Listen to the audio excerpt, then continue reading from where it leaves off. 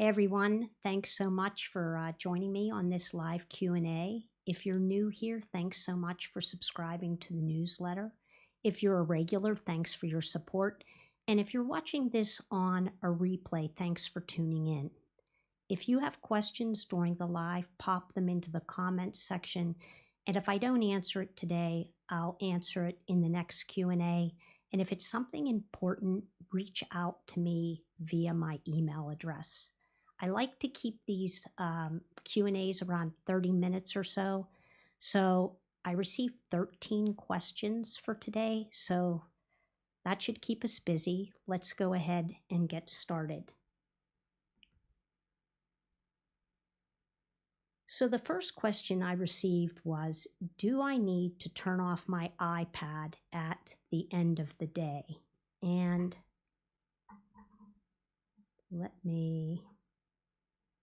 So the answer to that question is basically no. You never really need to turn off your iPad or your iPhone. You can just leave them running and you won't have any problems. One of the things I'll show you in the settings area of the iPad is if you come into the settings app and you come down to display and brightness and come into auto lock, and you can see I have mine set to never, but that's only while I'm streaming. You could set your auto lock to 2 minutes or 5 minutes, and after that time period, if you're not using your device, it'll automatically turn the display dark so that it doesn't take up battery life. If you have a cover on your iPad and you open the cover and it turns the display on, when you close the cover, it turns the display off. So that's a couple of reasons why you don't really ever need to turn your iPad off. The only reason you might need to turn your iPad off is if you're having trouble with it. So if an app isn't working it's not working correctly for you, then at that point, turn your iPad off, and you can do it a couple of ways. You can hit the volume up button and then the volume down button, then hold the power button until the white Apple logo appears, or hold that power button down until the slide off appears on your iPad. Turn the iPad off, wait a few seconds, and then turn it back on. So you really never need to turn your iPad off. So let me go ahead and come back to question number 2. I've set up a legacy contact. Where do I find the access key? So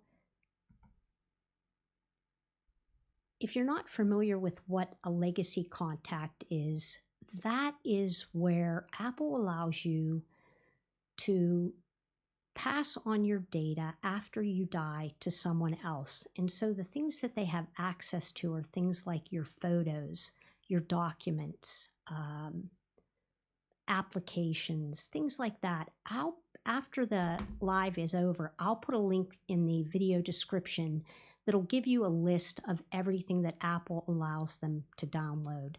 And you can set that up in the settings area. So you'll go to settings, you'll tap on your name at the top,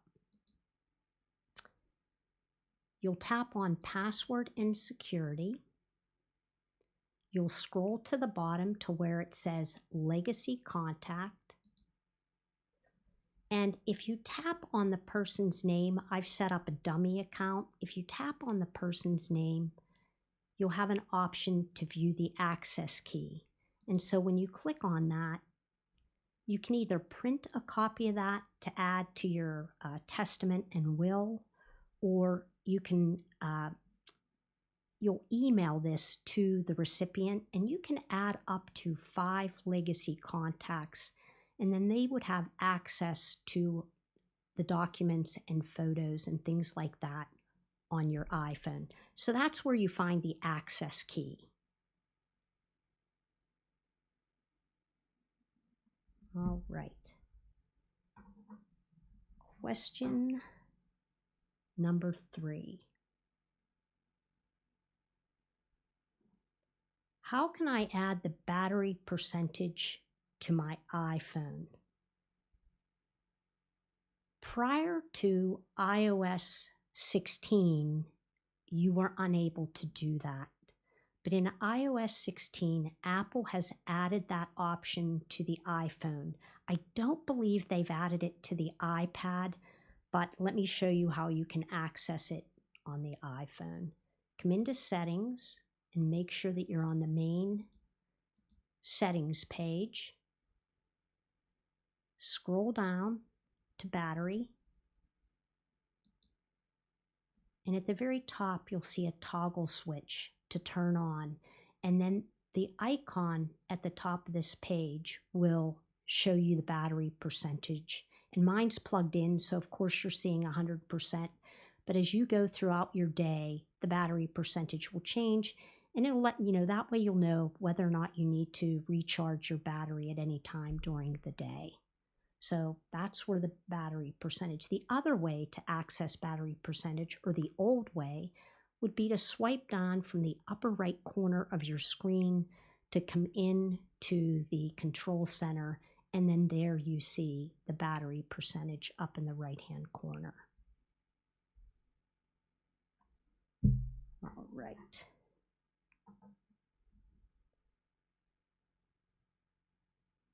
Question number 4. How long should I keep my iPhone? That's a great question.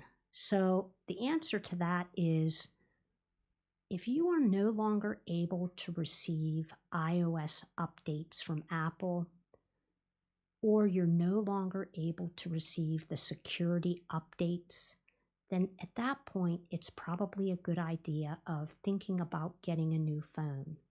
So as of this year, the iPhone 7 is no longer able to be updated, so it will remain on iOS 15.7.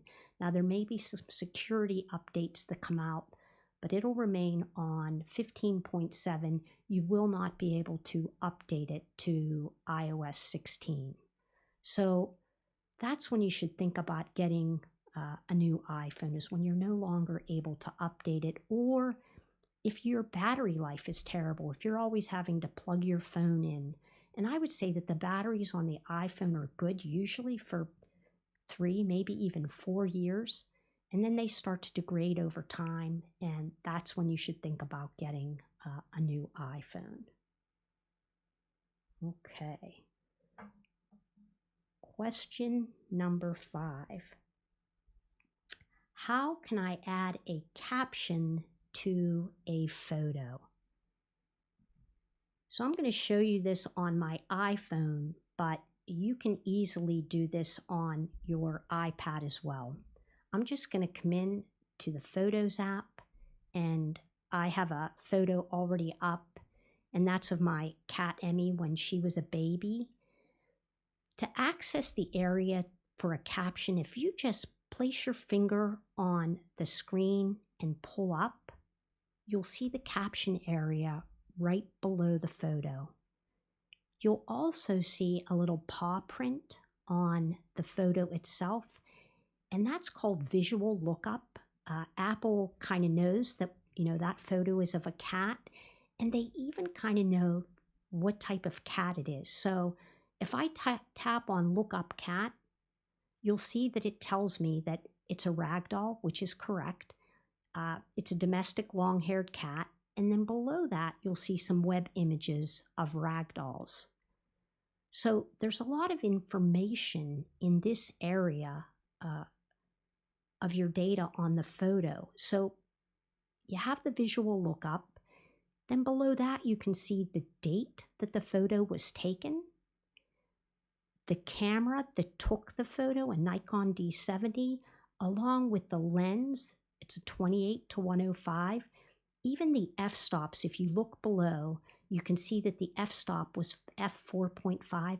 There's a lot of information in this area that you can check out, and it'll tell you a lot about that image.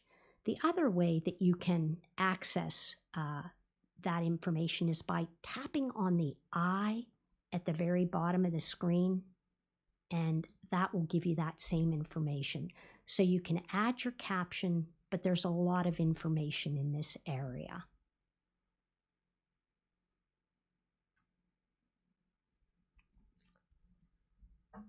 Okay.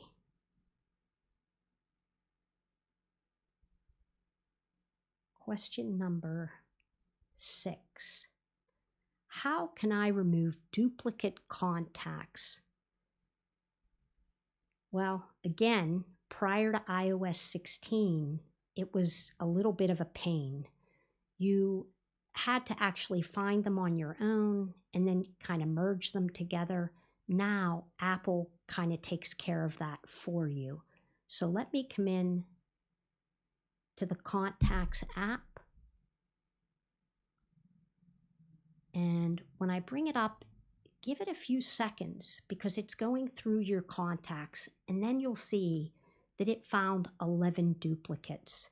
You can tap on View Duplicates, and you'll have the option to merge all of those duplicates or ignore them all, or you can go in to any of the duplicates and merge the ones that you want to. So this is a great feature if you have lots of duplicates on your iPhone. And as you can see, I had 11. You might have a lot more than that. Go ahead into the Contacts app, take a look and see how many duplicates you have, and see if you can merge the information together.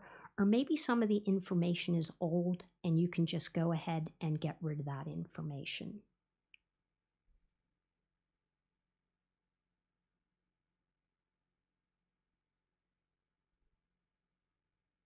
Okay.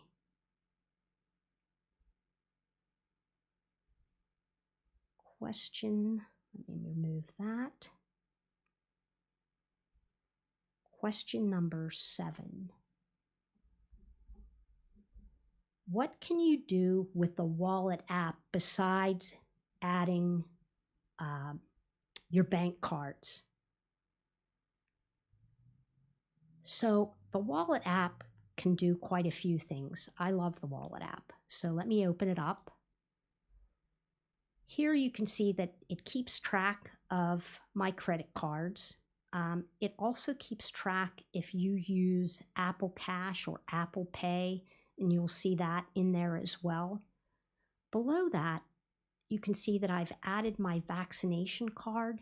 So most pharmacies will allow you to log on, and there'll be a QR code in there, and it'll enable you to add your vaccination card to the Wallet app. And recently, my sisters and I attended a concert on Saturday, and we purchased the tickets, I think, like back in June, and I added them to the Wallet app at that point. And then when you go to the box office, you just open up your phone, and the ticket takers just scan the code at the bottom. And then when you're finished, if you just tap on the eye, you can come into there. It gives you a lot of information about the event, and then you can just tap on Remove Pass and remove those after you've used them. So that's a couple of things. And then if you go to the top and hit the plus sign, you can also add transit cards. Now, of course, this is very limited. Right now, it's limited to DC and California, but Apple always says that, more things will become available. So hopefully more transit cards will become available. China has a ton, as well as I think Hong Kong and Japan. And then the other thing you can do is driver's license. So your state has to agree to that. And right now, the only states that have agreed to that are Arizona and Maryland. And once you add your driver's license, if you're in one of those states, then you don't need to carry your driver's license around with you. It's on your device. It's already there. And again, Apple has said this year, many more states are going to become available, but it's up to your state whether or not they allow Apple to do this. So those are some of the things that you can do inside the Wallet app.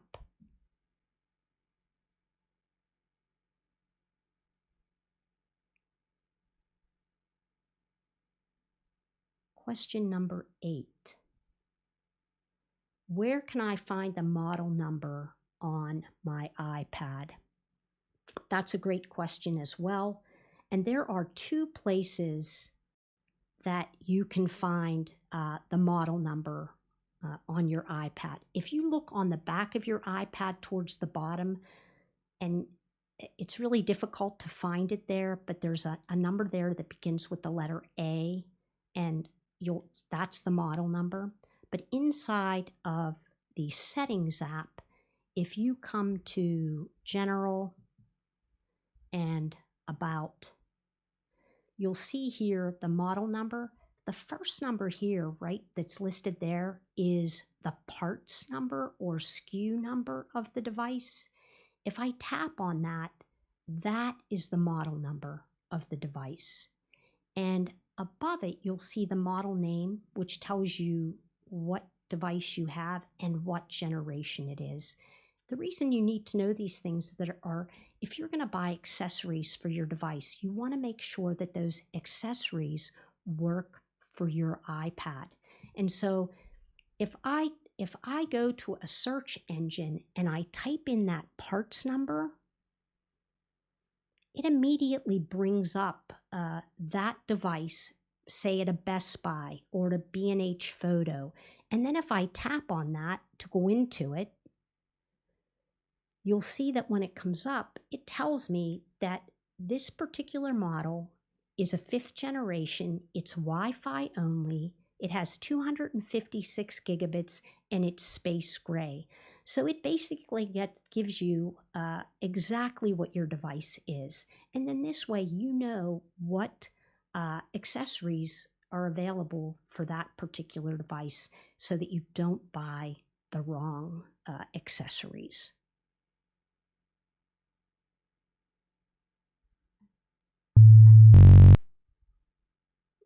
Okay.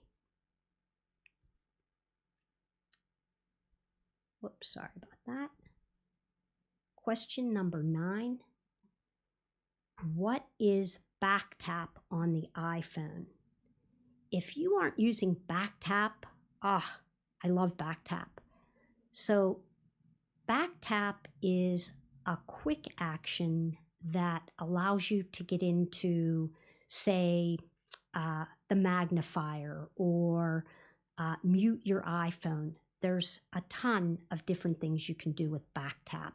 And all you have to do, well, let me show you how to set it up and then I'll tell you how to use it.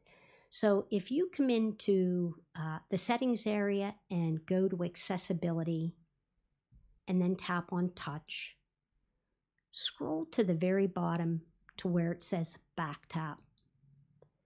And you'll have 2 options. You'll be able to double tap or triple tap on the back of your iPhone. Now, there's one caveat to that. You have to have an iPhone 8 or newer. And then all you need to do is to set this up. I have a triple tap set up as the magnifier. So if I triple tap on my phone, on the back of my phone, the magnifier app is going to come up. I don't have double tap set up, but let me tap into that so you can see everything that you have access to double tap on. So, take a look and see if there's some use cases for you where you could have the camera as the double tap. So you double tap on the back of your phone and the camera opens, or maybe the flashlight option. There are a lot of things that you can take advantage of. And BackTap is really great for like a quick option. I love the magnifier for when I'm in a restaurant and the lighting's not great, and I can double or triple tap on the back of my phone. The magnifier comes up and I can see things a lot easier. So that's BackTap.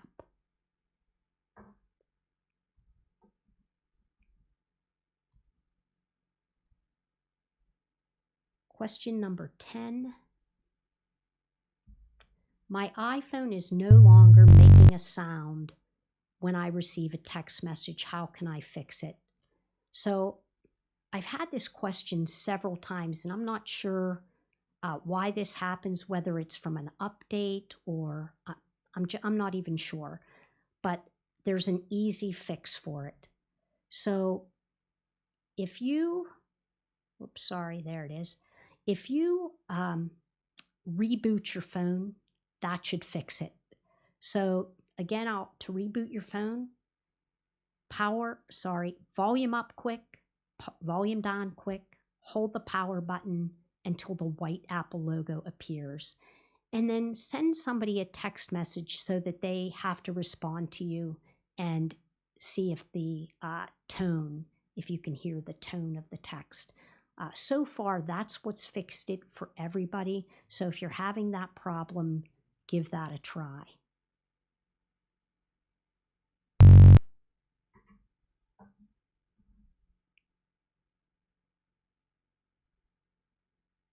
Question number 11.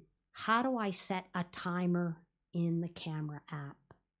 Another good question.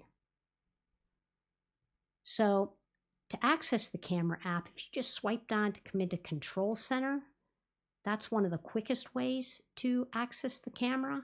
And then find the camera icon, tap on it to open. Of course, you're going to see my screen behind me and what's holding my iPhone.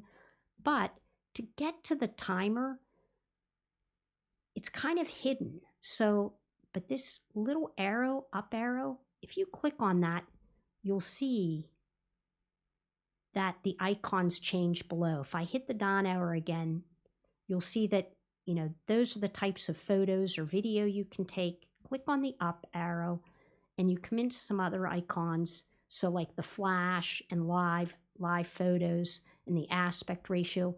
If you just pull over a little bit on those icons to the left, here's where your timer is. And you'll have an option to use a 3-second timer or a 10-second timer. And, this way you can set the shot up and you can also be in the photo. So the timer really is a great option for selfies and for just taking the photos so that you can be in it.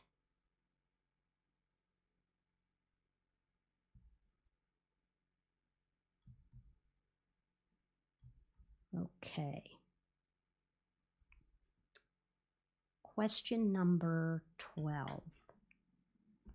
What happened to save for offline viewing in Safari in iOS 16?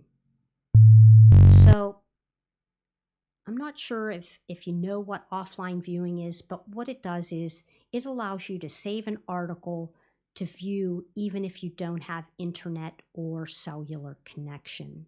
And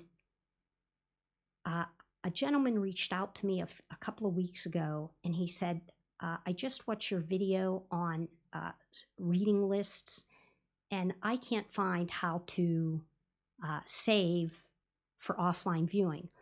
Well, interestingly enough, Apple kind of has changed the settings a little bit in iOS 16, so let me show you how it works. So to save an article, let me just open Safari.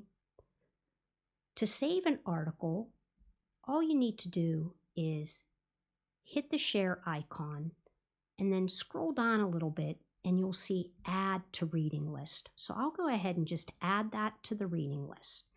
To access the reading list, you come into what looks like a book, click on that. On the left here is bookmarks. So make sure that you're on the glasses area, tap on that, and then there's the article that I've saved for later. If I push and hold on that article because I want to save it for later, there used to be an option in the options area that said save for offline, and you can see that it's not there. Well, we went back and forth about this for quite a while, and We both figured it out almost at the same time. So let me show you what's going on here. If I swipe out of Safari and I come into the Settings app,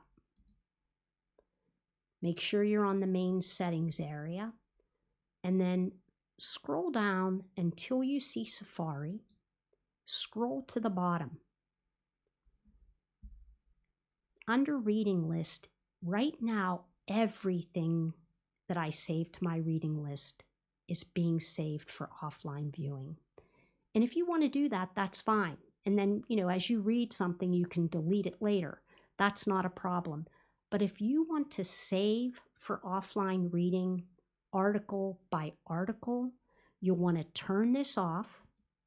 And now, when you come back into Safari and you find an article that you want to read, tap on the share icon, add to reading list. Now I'm going to go ahead and tap on the bookmarks area. And if I push and hold on this, now that option to save for offline is there. And so now if I tap on save for offline viewing, you have to give it a few minutes because it takes time to download the article depending on the size of the article. But to check to see if that's working, it's pretty easy. If I swipe down into the control center and I turn off Wi-Fi and I turn on airplane mode so that I don't have internet access, if I come in here, now I'm reading this offline. I can access this offline. So just make sure you turn off your Wi-Fi, you turn on airplane mode so that you don't have cellular, and now you can check to make sure that those articles are available for offline viewing. And if I come back into this, now that both of those articles have been saved for offline viewing, if I push and hold on them, you'll see I have an option to don't save. So I can click on that, and now that particular article has been removed from offline viewing. So I hope that helps somebody use offline reading lists. Okay. And the last question for today. How can I send a voicemail? A couple of weeks ago, I did a video on saving voicemails on YouTube, and somebody reached out to me and said, well, how do I send one to somebody else? It's almost the same way you would to save it. So you want to come in to your phone app, and you want to make sure that voicemail is highlighted in the bottom right corner, and tap on a voicemail, tap on share, which is the little square with the arrow sticking up, and then choose the option. So if I want to send it via email, I'll just tap on email. It's added to that email. You can put in a subject line letting the person know what the voicemail is about and add their email address, and you can send it to them. So it's very easy to send a voicemail to somebody.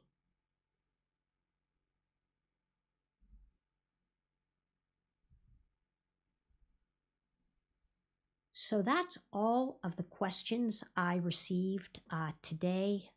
And I don't see any questions in the chat. So if you do have any questions, send them to me via email. I'd be happy to add them to the next month's live or send you an email back and answer your question. I appreciate you taking the time to watch. Thanks so much for watching. I'll see you next time.